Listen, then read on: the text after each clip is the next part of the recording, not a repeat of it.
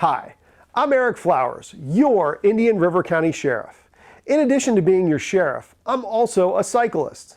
Biking is part of my fitness program, but I also love getting outside on bikes with my family simply to enjoy time together. I'm here today to launch a new bike safety campaign to help beginner and experienced cyclists as well as motorists learn how to stay safe and have fun while riding our roads. The Indian River County Sheriff's Office is teaming up with Bike Walk Indian River County to celebrate May as National Bike Safety Month. We're doing this by rolling out the first in a series of videos on important aspects of biking safety. Indian River County residents are riding bicycles in increasing numbers for exercise, recreation, to get to work, or just for fun. Our videos are designed to encourage everyone to make safe choices while riding or driving to reduce the number of deaths and serious injuries on our roads. Today, you're going to meet Amy Banov, president of Bike Walk Indian River County. Bike Walk is the local advocacy group that works with government agencies and local cycling advocates to make our roads safer for everyone. You're also going to meet Melissa Ellison, a member of Bike Walk's advisory committee. She is a licensed cycling instructor with years of experience teaching bike safety to kids. In future videos, local cycling advocates will teach you the things you need to know to stay safe and have fun cycling. In the meantime, please subscribe to our videos and remember, bike safety is everyone's responsibility. Hi everybody, my name is Amy Banov and I'm with Bike Walk Indian River County. We're an organization, a grassroots volunteer organization that are encouraging safety and infrastructure safety and education for cyclists. I'm here today to tell you a little bit about some ABCs of what you should know as a cyclist and as a motorist. And I want to tell you a little bit about what Bike Walk does. We work with our county government to make sure that when new roads are planned, they think about the cyclist as well as the vehicles on the road, as well as pedestrians. Roads should be complete streets, available to everyone to use. I want to tell you about Bike Safety Month. May is a National Bike Safety Month. It's a national campaign. They think they chose May because that's when kids are getting out of school and the weather's getting warm up north and everyone wants to get out on their bicycles. So it's really important in May especially that you notice there are more cyclists on the road.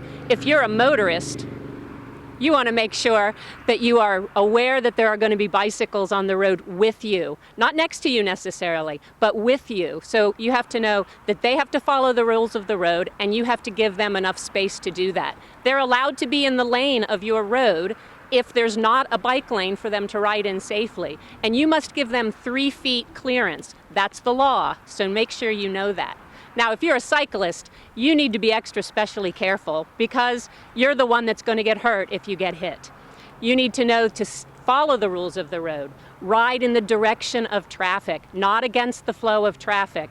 It's really important. If you're riding with a friend, don't ride side by side. Ride in front of each other as in single file. And make sure that before you get on your bike is in working good condition. You're wearing bright colored clothes, you've got your shoelaces tied and your lights are on your bike ready to go and everything's in good order. Most of all, be alert.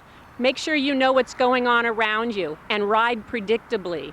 Give hand signals when you're going to turn one direction or the other, or if you're slowing down, so that people know what to expect you're going to do next. That way, they'll know to get out of your way and let you get where you're going safely.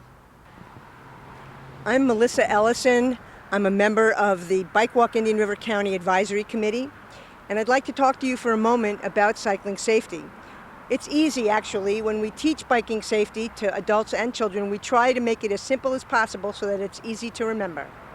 We start with the ABCs. A is to remind you to check the air in your tires.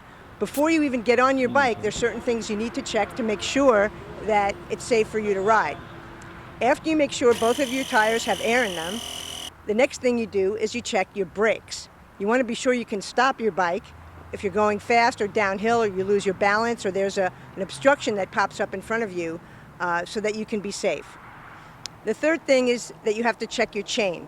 Chains can become loose, they can have broken links, they can get gummed up with dirt or other things from the road or a trail, and you want to make sure that it's clean and moving smoothly so that you can have a great ride.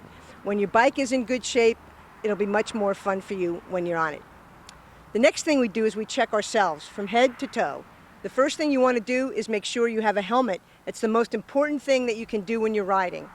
In Florida, anyone under 18 must be wearing a helmet at all times when on a bicycle. But it's really good for everybody to wear a helmet at all times because when you fall, nothing protecting your head, it's a very hard ground and you can have all kinds of lasting problems if you're not protecting your brain. So you want to have a helmet that is fitted comfortably on your head, that comes down to your forehead just above your eyebrows, that has a strap that is fit snugly under your chin. The goal is when you move your head from side to side, that your helmet shouldn't move when it's on your head. In a later video, we'll go into greater detail about how to fit a helmet properly. So when you go out on the road, you want to make sure that you're fitted properly, and then you want to make sure that you're wearing bright colored clothing so that you're very easily visible to motorists and pedestrians alike when you're on the road. At night, you want to wear light-colored clothing, and best to have things that have a lot of reflective gear in them, or also to have lights on your body as well as on your bike. At night, you must have a light on the front of your bike and a reflector on the back. And last, we check our feet. Lots of people like to ride their bikes barefoot or in flip-flops, especially when the weather gets warm, but that's actually very dangerous. It's really easy to flip your bike over or to damage and hurt your feet pretty badly if they're not protected. So always wear closed-toed shoes whenever you're riding a bicycle. There you have the ABCs and the head-to-toe. Cyclists and motorists enjoy equal rights under the law to enjoy our roads. When we all act responsibly, safety wins.